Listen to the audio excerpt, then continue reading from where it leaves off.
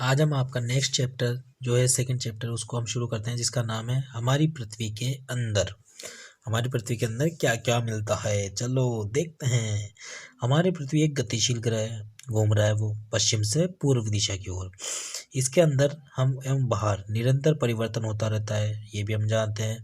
क्या आपने कभी सोचा है कि पृथ्वी के अंदर क्या मिलता है, आंतरिक भाग में क्या है, पृथ्वी किन पदार्थों से मिलकर बनी हुई है?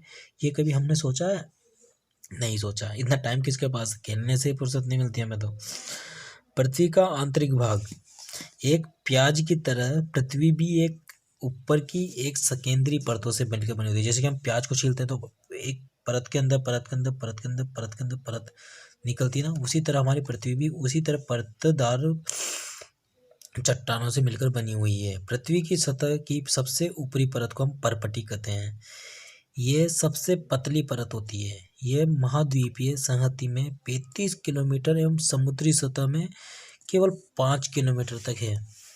ठीक है। महाद्वीपीय संहति मुख्य रूप से क्या होती है, सिलिका एवं एल्यूमिनियम जैसे खनिजों से बनी होती है। ठीक है, इसीलिए इसे सीएल बोला जाता है। सी से सिलिका और एल से एल्यूमिना कहा जाता है। महासागर की महासागर की परपटी मुख्यतः सिलिका एवं मैग्नीशियम की है, इसलिए इसे हम सी में बोलते हैं। सी से सिलिका, में से मैग्नीशियम कहा जाता है। किसको? महासागर की परपटी को तो हम सी में बोलते हैं, और जो महाद्वीपीय संहति होती है उसको हम बोलते हैं महाद्वीपीय संहति, या महाद्वीपीय जो परपटी होती है उसको हम क्या बोलते हैं, सीएल।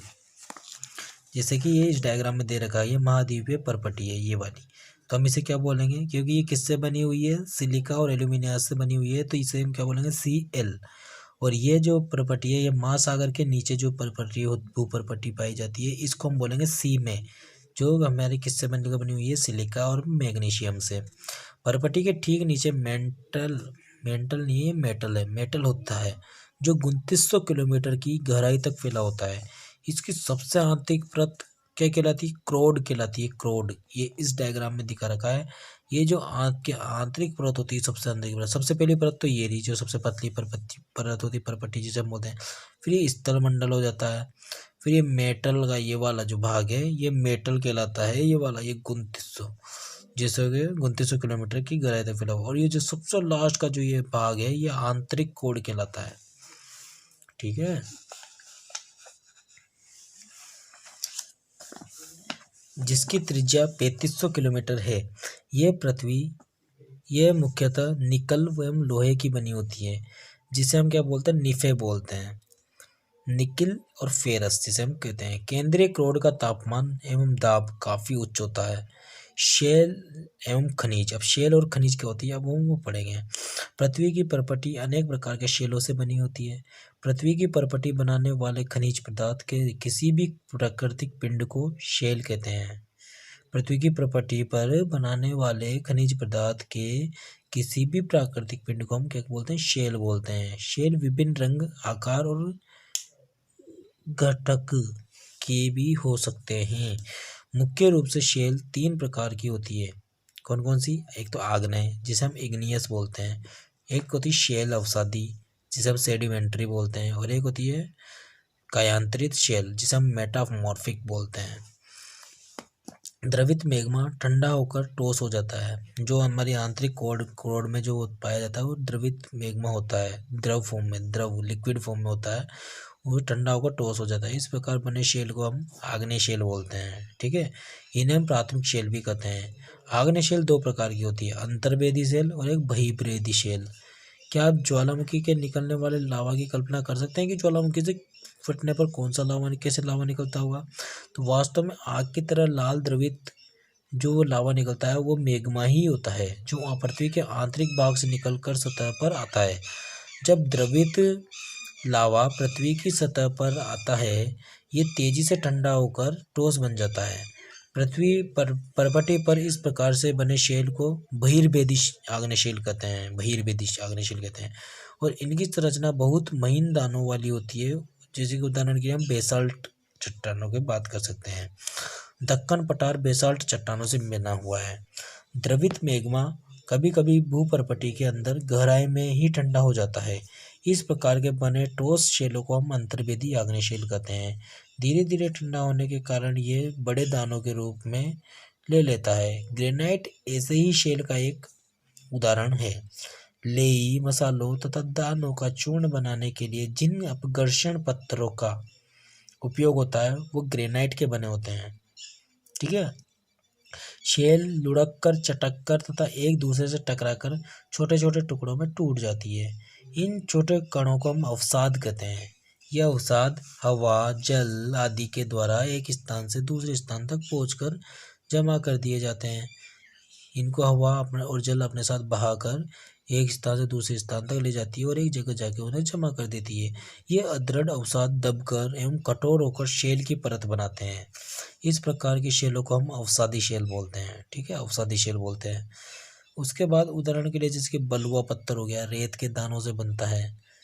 इन शेलों में पौधों को, जानवरों एवं अन्य सूक्ष्म जीवाणुओं जो कभी इन शेलों पर रहे हैं के जीवाश्म भी हो सकते हैं।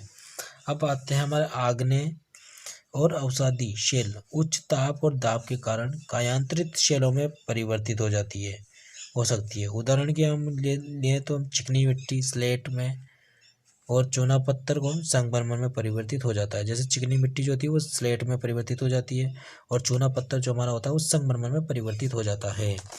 शेल हमारे लिए बहुत उपयोगी है। कठोर शेलों का उपयोग सड़क, घर एवं इमारत बनाने के लिए किया जाता है। आप पत्थरों का उपयोग कई खेलों में करते हैं। उदाहरण के लिए सात पत्थर पिट्टू, जिसे हम सतोलिया बोलते हैं, उसे हम पिट्टू कहते हैं। 7 पत्थरों का खेल होता है वो। उसका चिबड्डी, जिसे हम स्टाफू या किटकिट भी बोलते हैं।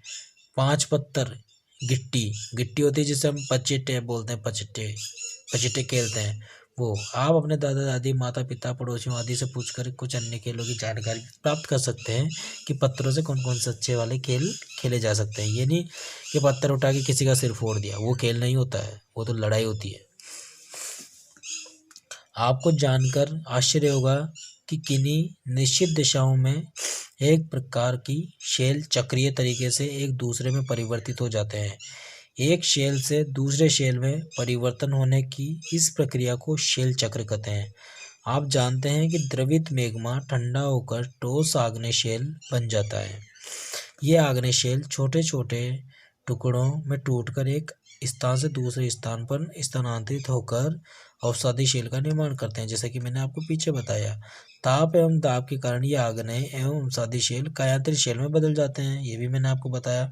और अत्यधिक ताप एवं दाब के कारण कायांतरित शेल पुनः पिघलकर वापस से मैग्मा बन जाती है और यह द्रवित मैग्मा पुनः ठंडा होकर ठोस आग्नेय शेल में परिवर्तित हो जाता है।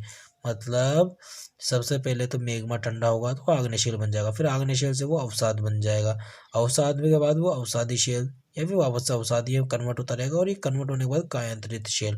और कायांतरित शेल बनने के बाद जब बहुत ज़्यादा ताप बढ़ जाएगा, दाब बढ़ जाएगा, तो उसके बाद ये कायांतरित शेल वापस से किस में परिवर्तित हो जाएगी? मैग्मा में। उसके बाद शेल विभिन्न खनिजों से बनी होती है।